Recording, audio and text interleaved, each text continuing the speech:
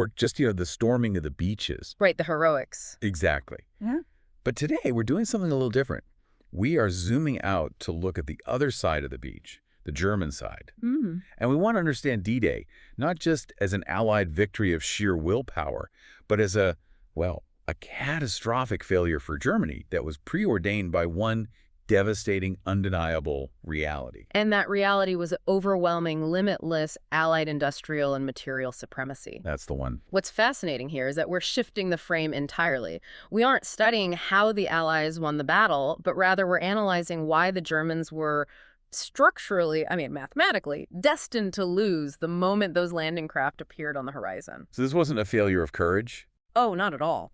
It was a collision between fierce tactical resistance and, an industrial process that was literally designed to manufacture victory. And we can start that collision with a single soldier whose experience just perfectly embodies this transition from intense confidence to crushing futility. You're talking about Gerrit Hinrich Seo. Gerrit Hinrich Seo, an MG-42 machine gunner stationed at Strongpoint WN-62 on Omaha Beach. Now, WN-62, just for context, was one of the major concrete strongpoints overlooking the most heavily defended sector of that beach. Exactly. And Seo, he really represents the absolute peak of German confidence in their whole defensive system. He really did. Just 3 days before the invasion, he wrote a letter home to his girlfriend. And it was just full of this martial fire.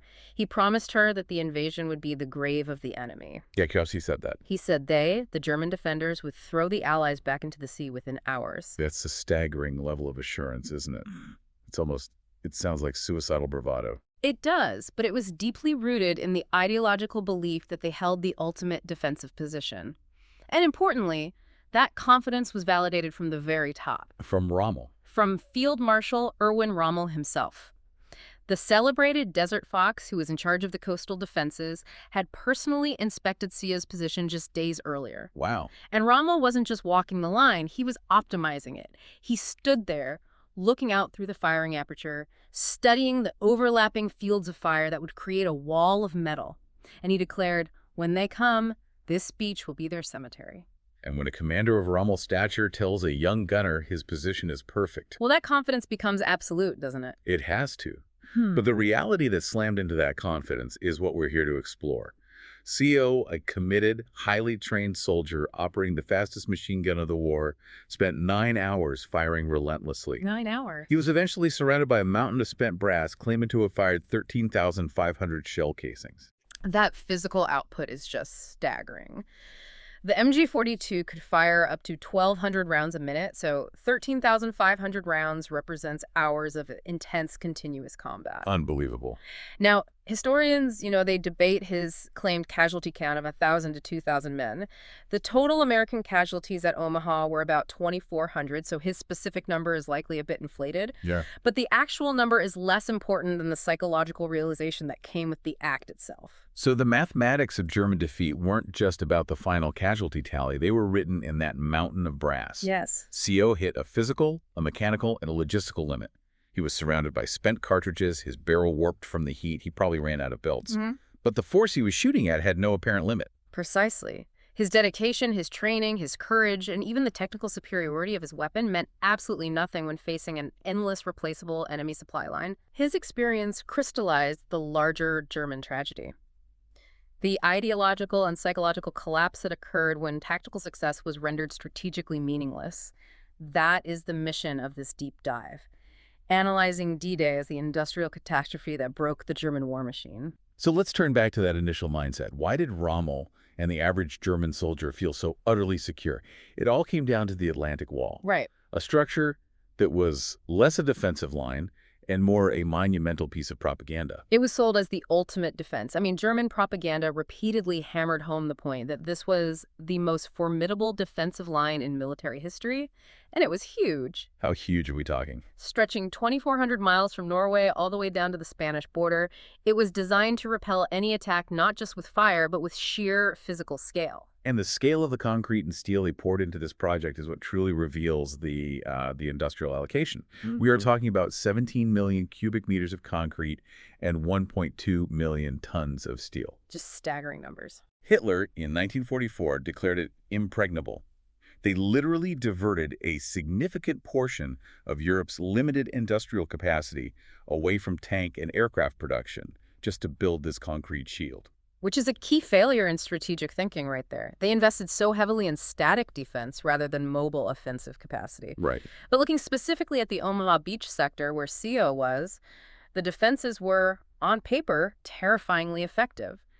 The German records detail 8 massive concrete bunkers, 35 pillboxes, 4 integrated artillery positions, 45 rocket launcher sites. and 85 machine gun nests. It was a dense, overlapping network designed to be an absolute killing zone. And the sea approach was just as dangerous. They had laced the tidal zone with, what was it, 3,700 obstacles. Yeah, massive Belgian gates, sharp Czech hedgehogs, and wooden stakes, many of which were topped with teller mines. These obstacles were placed specifically to destroy landing craft and drown the men inside before they even got within rifle range. And behind all that, the minefields were equally dense. They had laid 6.5 million mines along the beaches and in the dunes. But this is where we see the early signs of industrial limitation, though. How so? Rommel, always the demanding field commander, had actually requested 60 million mines to properly defend the entire coast. 60 million. 60. The fact that German logistics could only deliver 6.5 million, which is a massive number, but it's less than 15% of the total he felt he needed, shows the supply strain was already critical long before D-Day.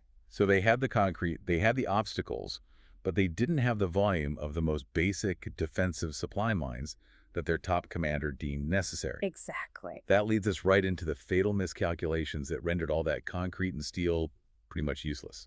Let's start with the illusion of unlimited fire capacity. Oh, this is a perfect illustration of focusing on theory over reality.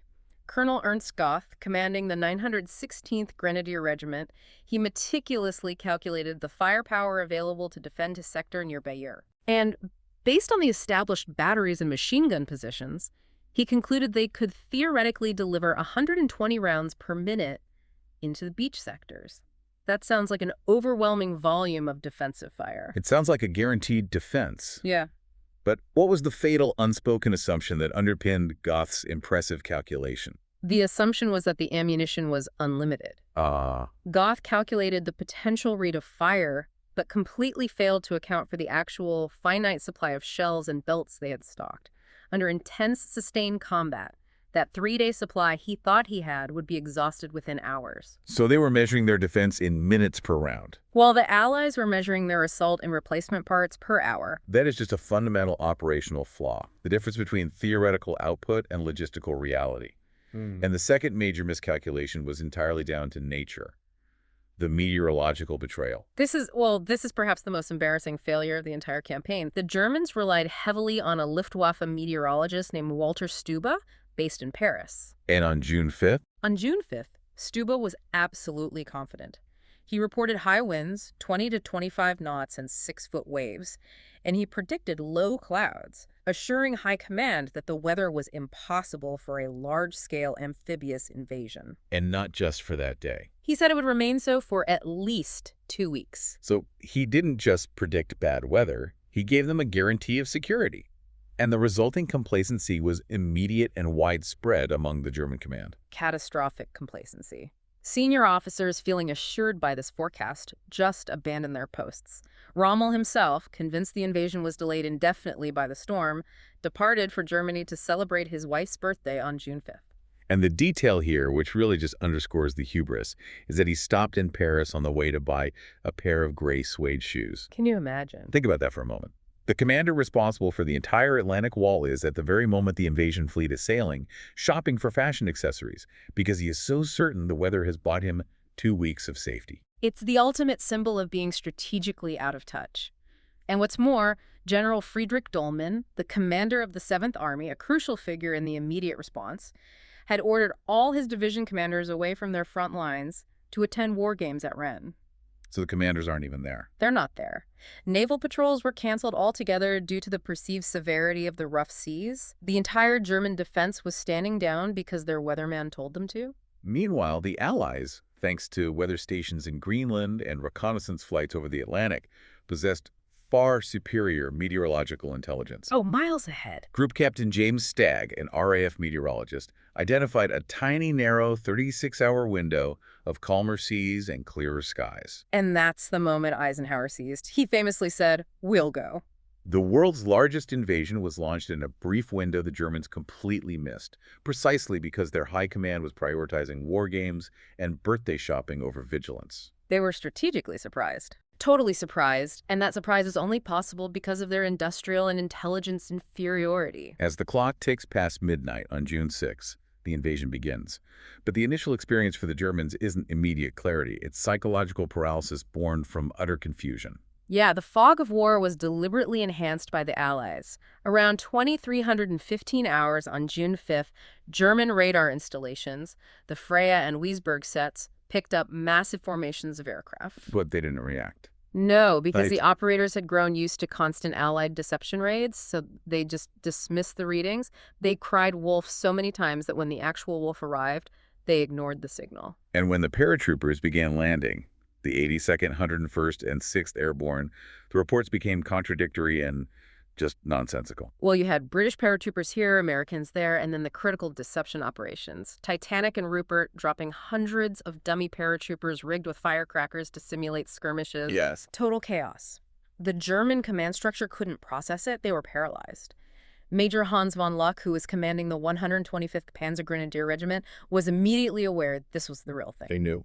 He saw Allied markers setting up landing zones and urgently requested permission to attack the airborne forces immediately before they could consolidate. And the response from headquarters, the three most strategically damaging words they could have heard. Do not move until the situation clarifies. Oof. That is the textbook definition of a fatal command error.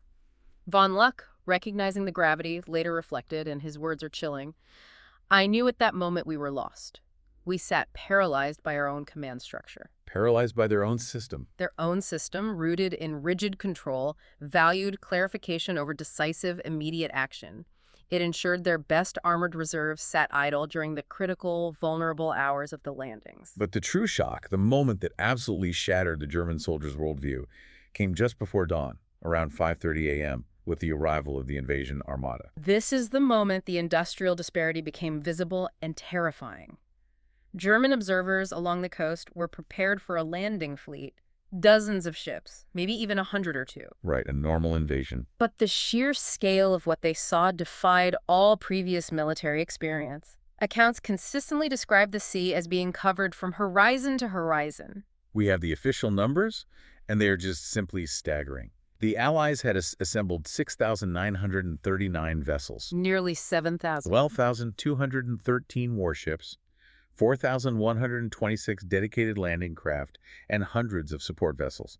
To put that into perspective, that single armada contained more ships than the entire German Navy possessed across all theaters of war. The psychological impact of seeing the entire industrial output of the Western world arrive on your doorstep cannot be overstated. I can't even imagine. Bernhard Furking, an artillery officer at WN-62CO's position, reportedly told his men, many of whom were foreign conscripts or just young boys, that they were witnessing the whole world arriving on their doorstep. It stopped being a battle. And started being an existential confrontation. And then the steel fist landed.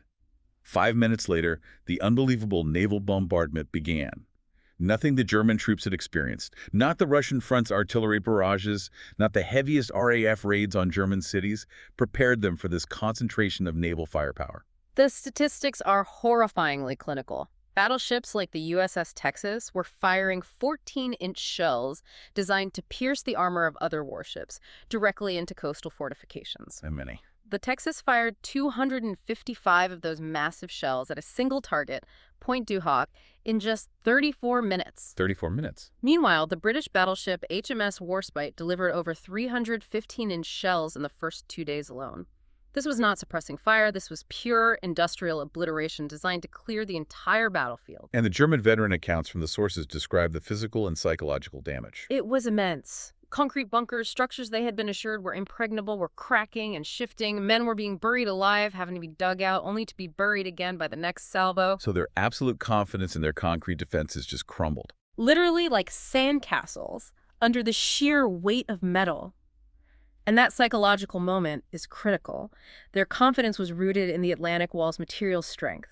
When that material failed, the internal will to fight against such an overwhelming, limitless enemy just dissolved. They'd been lied to. Exactly. Not by their immediate commanders, but by the very materials they relied upon. And compounding the shock was the ultimate symbol of air impotence, the Luftwaffe's failure. As this armada was being pounded, the German defenders waited for their own air support to sweep in and scatter the invaders. It was a pathetic, almost heartbreaking gesture. Pilot Joseph Priller, commanding Jängergeschwader 26, received orders to attack the fleet with his entire force. His entire force. His response, recorded officially in the war diary, is legendary for its despair. He said, "What entire force? I have 2 planes." 2 planes, against an armada of nearly 7,000 vessels and an air umbrella that was flying thousands of sorties. Yeah. The disparity truly tells the industrial tale. The Germans mustered a paltry 319 sorties on D-Day across the entire front, while the Allies flew a staggering 14,674 sorties. 14,000. So Priller and his wingmen. They carried out the only Luftwaffe attack on the beaches that morning, a quick, futile, strafing run on Sword Beach before they had to flee overwhelming Allied fighter cover. It lasted mere minutes. And that was it. That single, desperate act, executed by 2 men in 2 planes, instantly became the ultimate symbol of German industrial impotence. The Allies had achieved absolute air superiority, a dominance that could not be challenged before the first rifle was even fired on the sand. At 6:30 a.m., the landing craft drop their ramps, and the actual fighting begins. This is where the industrial conflict becomes a horrific, attritional nightmare for the German soldier, taking us back to Heinrich Seo at Bloody Omaha. Right. Seo's position at WN-62 was one of the few that had survived the preliminary naval bombardment with its fields of fire intact. He began firing at 6:35 a.m. And he was effective. Highly effective. His 13,500 rounds certainly contributed significantly to the intensity of the fight that morning. He was succeeding tactically, destroying landing craft and mowing down infantry. But that tactical success rapidly transitioned into a severe psychological trauma known as material shock. We need to really define this for the listener because it's the core concept of this deep dive. It is. What is material shock in this context? Material shock is the complete mental breakdown caused by confronting a military force that operates without any visible limits.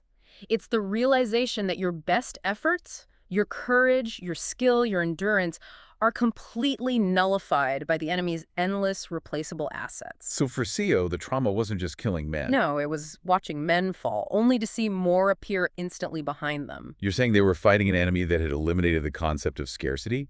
Every destroyed landing craft was replaced by 3 more? Yes. And every time they silenced an enemy position, unlimited naval gunfire immediately suppressed them again, bringing even more infantry ashore.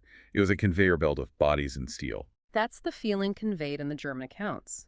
This industrial reality quickly translated into a hard logistical failure on the ground.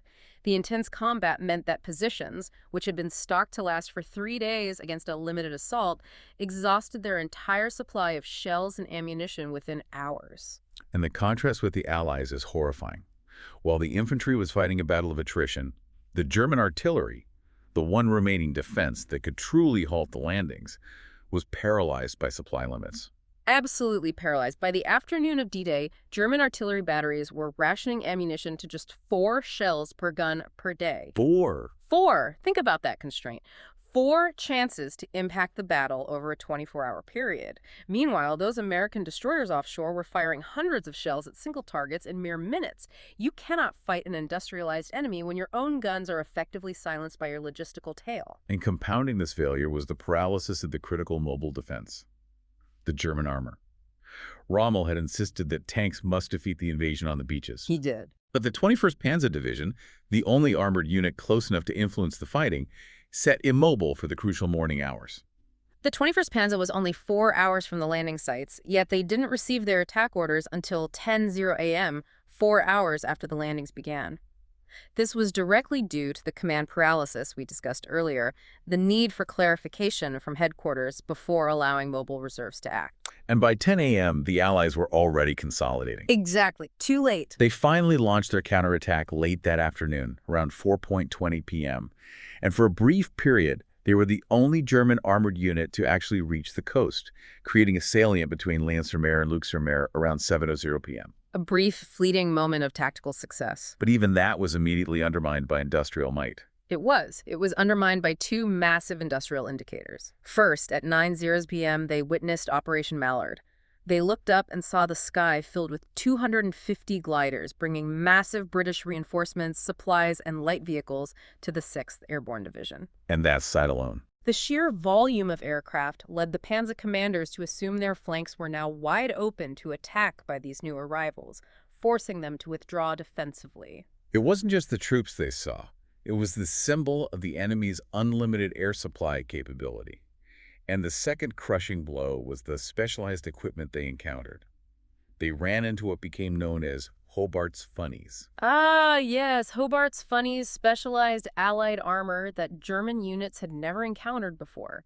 These weren't just standard Shermans, they were tanks modified for engineering tasks. Like what? Tanks with flails for mine clearing, massive flamethrowers, bridging equipment for crossing ditches, and giant bobbins for laying matting over sock sand. So they were not just fighting tanks, they were fighting a complete industrialized solution to every single obstacle the Atlantic Wall presented. Exactly. The Germans had designed obstacles, the Allies had manufactured bespoke solutions. And the cost of this brief, futile counterattack. Severe.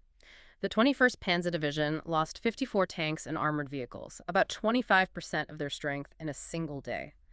They were crippled not just by anti-tank fire, but by the overwhelming coordinated nature of an enemy who seemed to be fighting a war from a different era. The industrial nature of this defeat wasn't confined to the beaches. It spread inland through the overwhelming effectiveness of the Allied airborne operation, which acted as a massive chaos multiplier across the German command structure. Well, the German commander, Aust Friedrich von Deiter, an experienced paratrooper himself, gave a very clear professional assessment after the war. He stated that the Allied airborne operation was everything the German air assault capability had never been. And the difference was? Scale and coordination. The Germans dropped battalions, the Allies dropped entire divisions. The 82nd, the 101st, and the British 6th Airborne. And crucially, the supply chain for these airborne troops was robust, using endless streams of gliders and transport planes. Whereas German airdrops were single aircraft operations.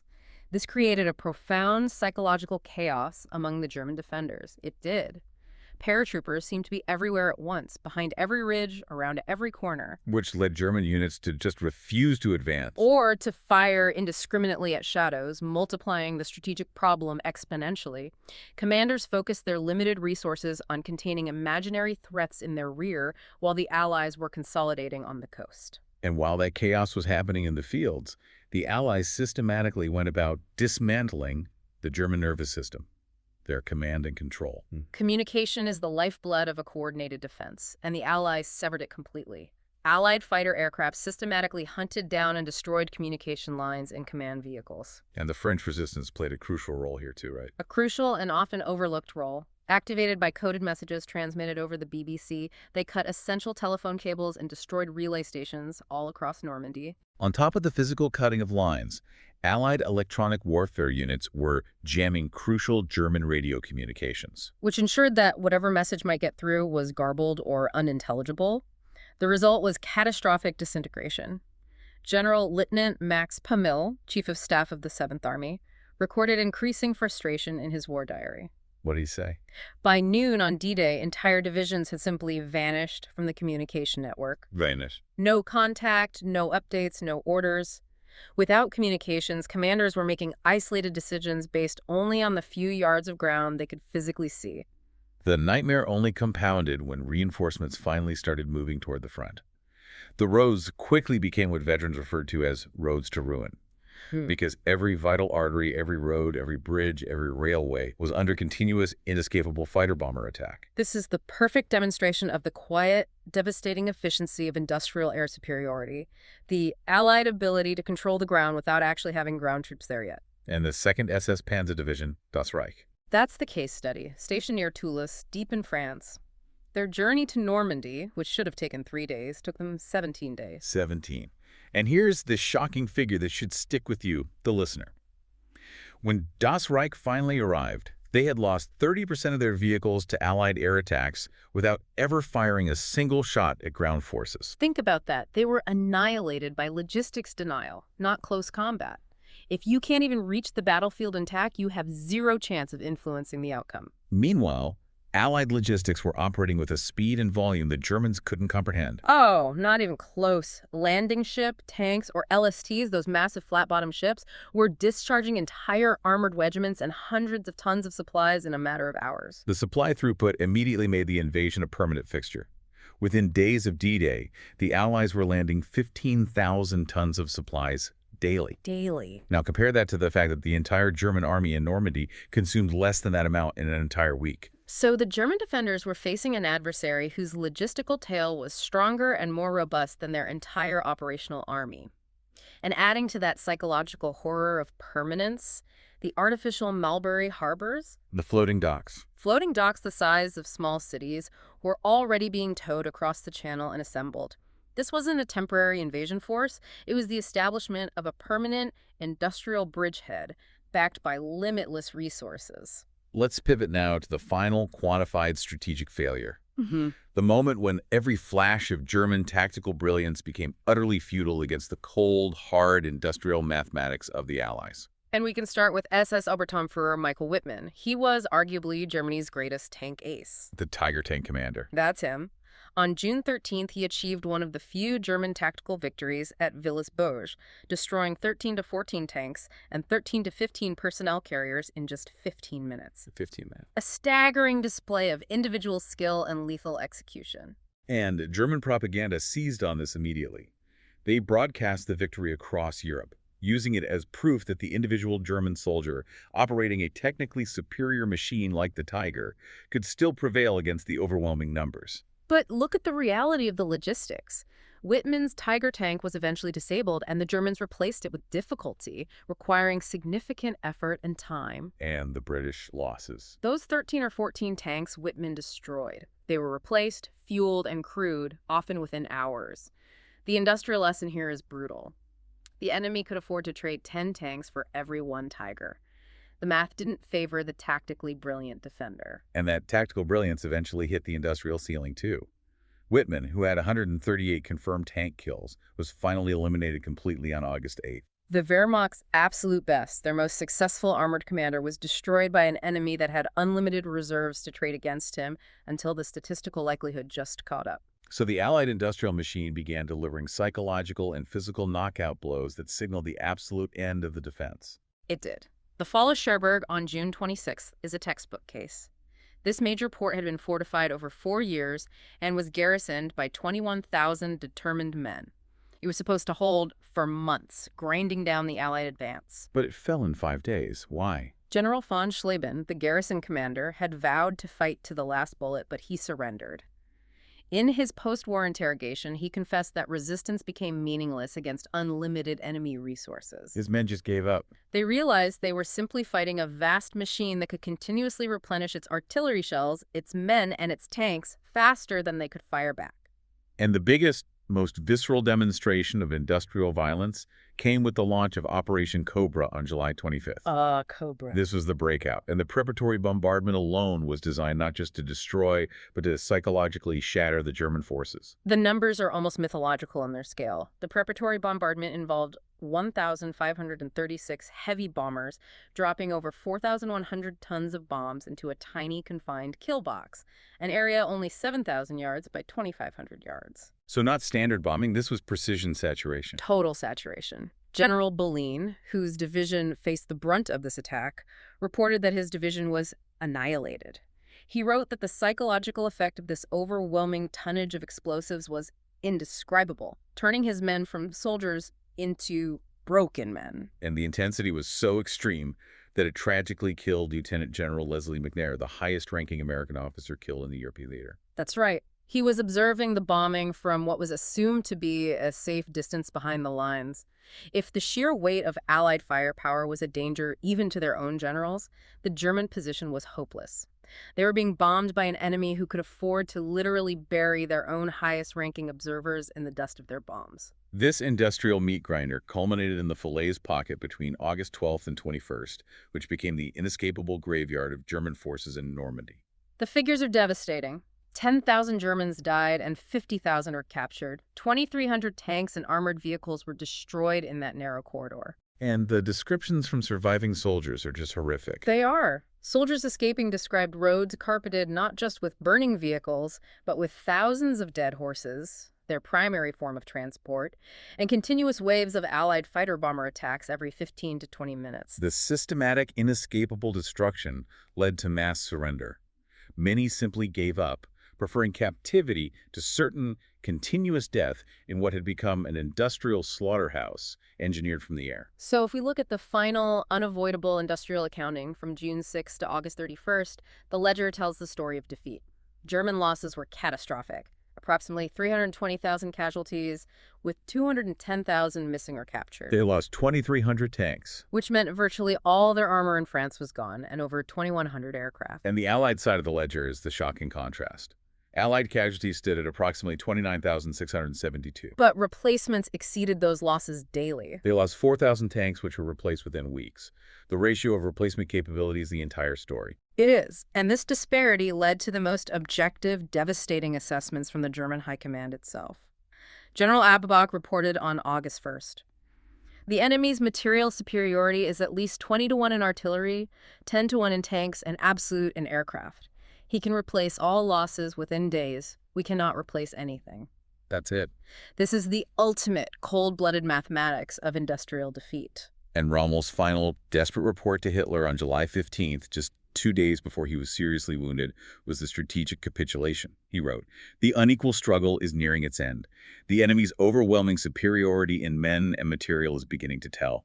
I must beg you to draw the necessary conclusions without delay." That was Rommel, the celebrated commander, admitting the war was strategically lost purely due to logistics and production. The ultimate lesson was articulated best by Major Hans von Luck.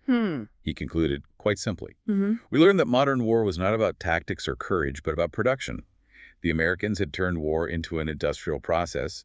They manufactured victory on assembly lines." That says it all. And when we look at that American industrial capacity, it really hammers home the root cause.